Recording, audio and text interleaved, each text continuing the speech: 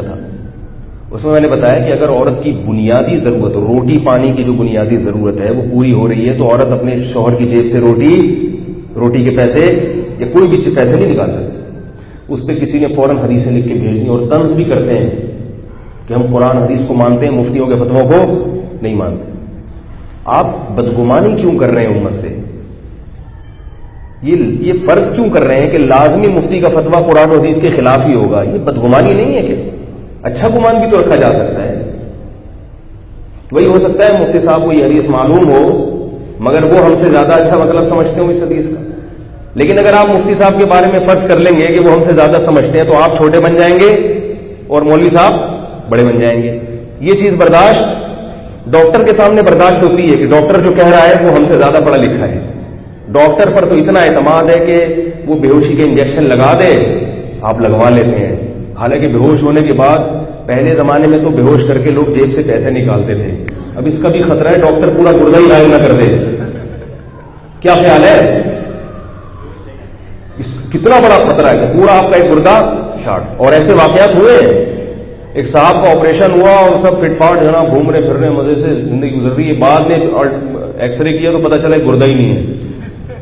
Doctor بھی غائب, گردہ ہی پورا شارٹ. بھائی پتہ نہیں کون سی مارکیٹ میں بکا ہوگا, کس کے لگا ہوگا, نکال بھی نہیں سکتے, کیس بھی نہیں کر سکتے کہ یہ پورے جو ہے سر کے بال سے لے کے یہ غفار بھائی ہیں لیکن ان کا گردہ وسیم بھائی کا ہے.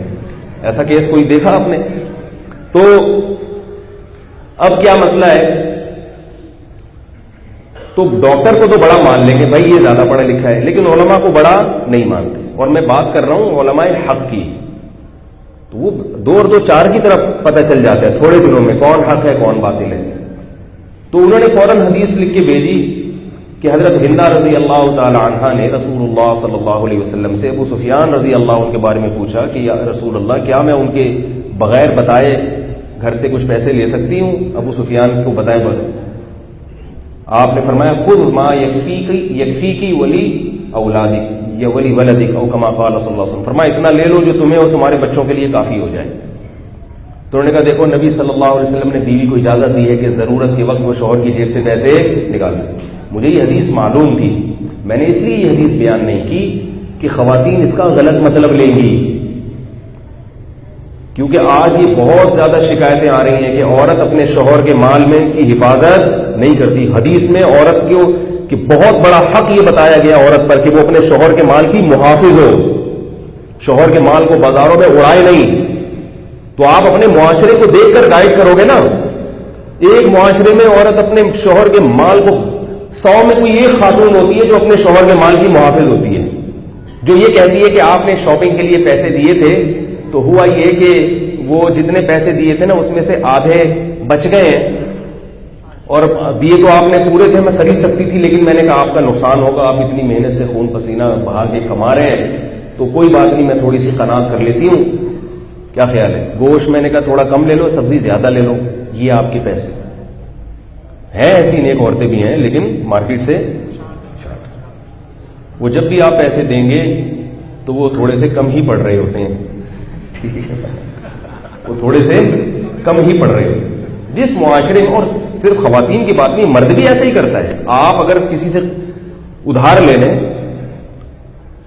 تو آپ بھی جتنی آپ کی ضرورت نہیں ہے اس سے زیادہ آپ خرچ کریں گے.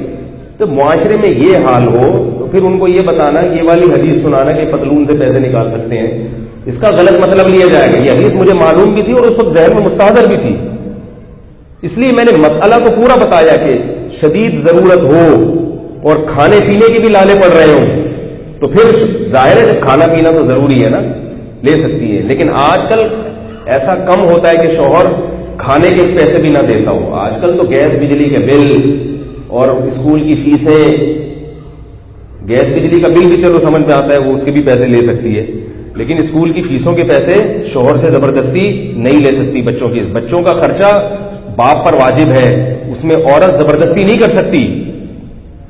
نہیں آ رہی میرا غالبا, کھلانے پر تو زبردستی کر سکتی ہے, اور میرا خیال ہے بہت شاید ہی کوئی ایسا ہو جو بچوں کو کھلاتا بھی نہ ہو. تو معاشرے کو دیکھ کر جواب دیا جاتا ہے, اس کا غلط فائدہ اٹھایا جا رہا ہے. آپ کے پاس ایک حدیث آ گئی آپ نے بیان کر دی, لوگ کہتے ہیں نہیں نبی کی حدیث ہے وہ تو ہر ایک کے سامنے بیان ہونی چاہیے، تو یہ خود حدیث کے خلاف ہے، یہ عمل خود حدیث کے اور صحابہ کی سیرت کے خلاف ہے۔